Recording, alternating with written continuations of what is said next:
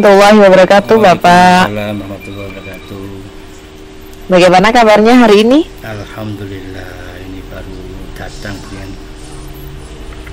Baru kenapa, Bapak? Baru datang ini dari kesibukan dengan teman-teman PGRI. Wah, sepertinya banyak schedule ya, Bapak ya. Schedule banyak, tapi alhamdulillah dengan pengaturan waktu insya Allah bisa semua dilaksanakan nanti. Bapak Amin ini adalah kepala sekolah begitu ya, Bapak ya? Iya, masih baru itu. Masih beberapa Iya. bulan.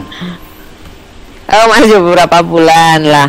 Ini Bapak posisi saat ini yang dirasa dari Bapak sendiri selama menjabat posisi saat ini. Sebenarnya nggak ada sih, karena memang semuanya bisa dikondisikan.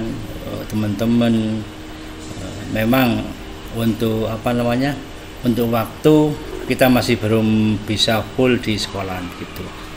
Jadi masih bagi waktu yang agak susah. Ada tantangan atau kendala nggak Bapak selama menjabat menjadi kepala sekolah? Kalau tantangan selama ini ya memang semuanya pasti ada tantangan, kendala juga ada kan, itu kan wajar. Tapi memang untuk tantangan itu kan kita yang biasanya kerja sendiri ya, sekarang diharuskan dengan teman-teman yang banyak yang beraneka ragam watak karakternya, jadi kita harus bisa menyesuaikan lebih banyak lagi. Kemudian untuk itu tantangan ya. Apa tadi Budian? Kendala. Oh, kendalanya. Untuk kendalanya saya kira tidak ada Budian. Memang oh iya, untuk saat-saat ini kan memang kita di dunia pendidikan kan banyak memang kekurangan guru. Di saya saja ada 3 guru yang mutasi tanpa pensiun itu, dan akhirnya kan kita selaku pemegang kebijakan otomatis kan mau tidak mau kan ya harus mengisi kekosongan yang ada. Tapi ya tidak harus full, soalnya kan untuk kepentingan kepala sekolah juga kan banyak yang ditangani di luar sekolahan seperti itu ya. Iya, Bapak, dari tantangan yang sudah Bapak hadapi beberapa bulan terakhir ini sebagai kepala sekolah, apa sih yang hal positif apa yang sudah Bapak lakukan? Hal positif, memang kita kan awal masuk menjadi kepala sekolah, dalam pikiran kita kan kita kembali flashback ke melihat teman-teman, kemudian melihat anak-anak didik, peserta didik, kemudian melihat kondisi lembaga. Jadi memang kita yang pertama harus atur dulu kepentingan dewan gurunya, kemudian mengatur kedisiplinan dewan gurunya dengan mengatur segala sesuatu supaya mereka itu dengan kondisi yang seperti itu tidak keberatan. Masalahnya mereka kan banyak yang ngerangkap, kelas 6 kosong, olahraga kosong, kelas 4 kosong. Akhirnya mereka otomatis suka tidak suka ya memang kita memang agak memaksakan supaya anak-anak itu tidak ketinggalan dalam pelajarannya seperti itu. Kemudian dalam hal anak-anak kita memang termasuk dalam kelompok tidak begitu besar, di bawah 100 siswa, tapi itu pun saya rasa untuk anak-anak sendiri dengan kegiatan ekskul yang banyak, kemudian pembiasan yang banyak, itu anak-anak bisa mengatasi dengan sedikit doping. Misalnya ada, kalau pagi itu kan kita selalu ada istilahnya ya, kalau istilahnya itu kultum sebentar untuk penguatan anak-anak. Kemudian pada lembaga sendiri untuk bangunannya ya, itu memang kita tidak bisa begitu terlalu jauh ke sana karena keterbatasan anggaran dari Bosrek dan Bosda, sehingga apa yang kita inginkan itu hanya apa ya, bisa kita kerjakan yang ada saja. Misalnya kalau kita menginginkan perubahan pada bangunan, kita memang masih belum ke situ. Kendalanya dengan adanya pengajuan yang telah lama, kemudian banyak yang tidak berhasil. Akhirnya kita hanya memperbaiki yang sudah ada. Itu dari saya. Baik. Oke, baik Bapak. Jadi ya saya melihat tadi jumlah siswanya lumayan banyak, tapi jumlah gurunya masih sedikit ya Bapak ya. Lah ini kan menjadi tantangan buat panjenengan. Misalkan nih Bapak, ini misalkan saja ada salah satu guru yang sakit gitu, tidak masuk, sedangkan itu aja tugasnya sudah merapel berapa kelas, ternyata masih aja tidak hadir karena ada sesuatu hal yang berhalangan. Itu bagaimana Bapak menyikapinya? Bukan hanya karena sakit, Budian. Karena di sekolah SD kan untuk guru TU kan tidak ada biasanya, dan itu merangkap guru kelas, dan itu untuk kegiatan TU yang dirangkap guru kelas itu hampir tiap hari itu memang ada saja yang dikerjakan.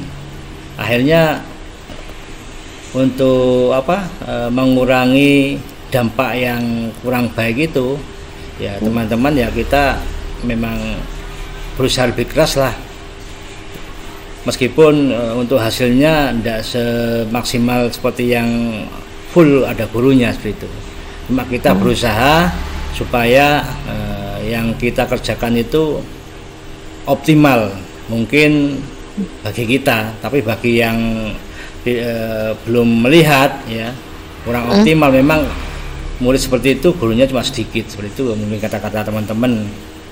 Tapi kita cuma bisa berusaha bagaimana dengan tenaga yang seperti itu yang tidak begitu banyak, tapi optimal, paling optimal kita lakukan seperti itu. Baik, ada hal negatif nggak Pak yang terjadi ketika Bapak sudah berupaya optimal tapi ternyata masih aja timbul hal negatif? Ada apa enggak kira-kira Bapak untuk hal negatif itu sendiri? Untuk hal negatif ya, karena memang setiap kita kan di dunia pendidikan dasar, untuk melatih anak-anak itu tidak semudah melatih anak-anak yang beranjak dewasa. Untuk melatih anak-anak yang dasar, kita mungkin harus lebih dalam. Kalau kita cuma mereka beri perhatian 1-2 kali kita beri teguran, mungkin masih belum maksimal.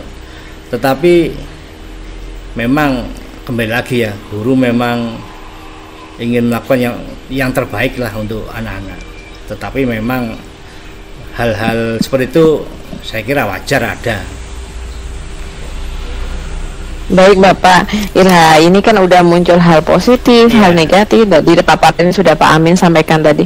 Ini bagaimana hasilnya Bapak setelah Bapak melakukan beberapa tahapan dari mengatasi kendala dan tantangan itu? Hasil sejauh ini progresnya bagaimana? Sebenarnya untuk hasil dengan kondisi sekolahan, kondisi guru, siswa ya, ini ada beberapa teknik kemudian. Karena kita memang kekurangan guru, di situ kita lebihkan pembiasaan atau ekskulnya. Jadi kekosongan itu bisa kita ambil dengan pembiasaan atau dengan ekskul. Kita carikan guru ekskulnya untuk mengisi itu. Jadi meskipun kurang guru, tapi serasa full pembelajaran. Baik Bapak, lah ini kira-kira dari solusi yang sudah Bapak sampaikan barusan, ada siapa saja yang terlibat di dalamnya Bapak? Apa Bapak bergerak sendiri atau bagaimana begitu? Untuk keterlibatan semua pihak memang butuh ya. Ini ya. Untuk keterlibatan itu memang kita sengaja membentuk paguyuban. Paguyuban ini memang belum lama terbentuk, masih beberapa bulan. Kemudian kita selalu konsultasi, ngomong-ngomong, duduk bareng sama komite.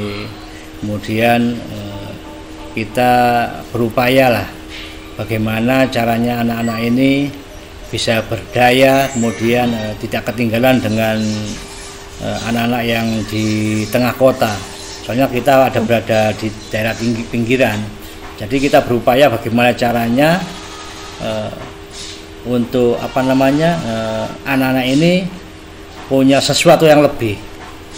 Kalau kita hitung ya dari pembiasaan itu memang kita kalau pikir logis, mungkin dari guru-guru yang lain, sekolah yang lain mungkin kok bisa dengan anggaran seperti itu, dengan pembiasaan sebanyak itu, dengan ekskul yang sebagus itu, kok bisa gitu. Itu memang kita berdayakan wali murid, paguyuban, komite, kemudian lingkungan. Misalnya ini saja, kita di ekskul itu ada drum band. Drum band ini yang mengadakan paguyuban. Jadi tidak ada uang spesial pun yang keluar dari bos. Kemudian ada lagi Al-Banjari. Kita punya Al-Banjari. Kita Al-Banjari cuma membayar atau meng-HR pengelolanya saja, pelatihnya. Ada juga pramuka, ada tari juga ada. Tari kebetulan dari guru kelas 1 yang kebetulan suka melatih tari itu dengan sukarela. Ada lagi kalau panan saya sendiri yang mengelola. Kemudian dari sisi lain pembiasaan istighosa, kemudian tahfidz itu memang kan koordinasi dengan guru agamanya, kemudian dibantu oleh saya sendiri. Karena memang keterbatasan anggaran dana, jadi pemberdayaan guru dan wali murid itu kita coba berdayakan, sehingga untuk anggaran meskipun kecil tapi bisa menjadikan sesuatu yang besar seperti itu. Kemudian luar biasa sekali ini, berarti kerjasamanya sangat solid ini. Ini bagaimana Pak ini triknya biar Bapak bisa menggerakkan banyak pihak untuk terlibat di dalamnya? Tentunya kan banyak effort ya Pak ya, ada usaha bisa menggerakkan banyak orang di dalamnya. Ya untuk usaha memang ekstra kemudian. Kalau kita pernah ngomong sama PP kita ya, Bu Enda. Saya sebelum jadi KS, Bu Enda sudah berpesan, Pak Amin, kalau kita jadi kepala sekolah, bagaimanapun apapun yang kita lakukan tetap salah di mata orang-orang. Makanya meskipun kita salah, kita berlaku benar, mereka bilang salah, biarkan, soalnya kebijakan ada pada kita. Jadi tetap lakukan yang terbaik saja begitu. Itu yang satu kalimat yang saya selalu ingat dari Bu Enda, PP saya. Kemudian yang selanjutnya itu kekeluargaan. Kemudian kita berusaha, tidak ada blok kiri, blok kanan, blok utara, selatan. Kita memang berusaha setting kantor itu satu ruangan. Kemudian jangan sampai ada ruangan tempat yang lain.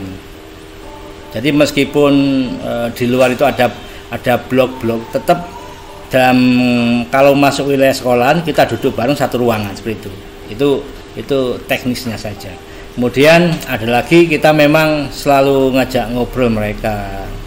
Kita selaku kepala sekolah kan jangan merasa mereka itu bawaan kita. Mereka kan partner kita. Itu yang selalu kita tanamkan. Jadi mereka itu ada apapun selalu konsultasi, selalu ngomong. Jadi tidak ada ketakutan akan tidak diterima omongannya atau tidak didengar seperti itu. Jadi kekeluargaan kita utamakan, kemudian yang tidak kalah penting, kita jangan sampai menyalahi mereka. Itu menurut saya, Brian. Baik Bapak, nah ini dari serangkaian yang disampaikan Bapak. Sekarang saya tanya perasaan nih, dari Bapak sendiri, perasaannya bagaimana saat ini setelah menyampaikan paparan hal itu, terus kemudian perasaan jadi kepala sekolah? Kalau perasaan jadi kepala sekolah sepertinya biasa saja, Brian. Soalnya kan saya anggap memang ya seperti itulah kehidupan sehari-hari menurut saya. Tapi itu jadi saya dengan teman-teman di lembaga itu bisa tidak ada beban. Jadi apapun yang kita lakukan bersama-sama teman-teman tidak ada beban. Jadi kita misalkan kemana untuk program apa, kita berupaya untuk selalu fresh, tidak ada pertentangan kiri kanan, kita jalan sama sehingga apapun yang kita lakukan berhasil tidaknya itu tetap kita anggap sukses begitu. Kemudian bahwa luar biasa sekali ini Pak ya. Memang seperti itu, ndak harus dipikir terlalu dalam. Soalnya kan kita bekerja dengan orang lain bukan sendirian kemudian. Kalau sebagai kepala sekolah ya. Soalnya memang saya ini ndak punya prinsip otoriter. Jadi semuanya itu kita runding bersama-sama. Itu dia. Baik Bapak, mungkin itu sekian dari kegiatan kita coaching klinik malam hari ini. Saya sebelumnya mengucapkan banyak terima kasih dan Pak Amin ini sudah banyak menginspirasi tentunya dalam menghandle sebuah sekolah itu bagaimana menjadi pimpinan tertinggi ya di sekolah tersebut, harus bagaimana pengelolaannya, manajemen sekolahnya. Semoga nanti sekolahnya Pak Amin semakin jaya. Amin. Muridnya banyak, gurunya pun banyak. Amin. Dan ilmunya bermanfaat. Amin. Itu saja Bapak dari saya. Terima kasih waktunya. Assalamualaikum warahmatullahi wabarakatuh. Waalaikumsalam warahmatullahi wabarakatuh.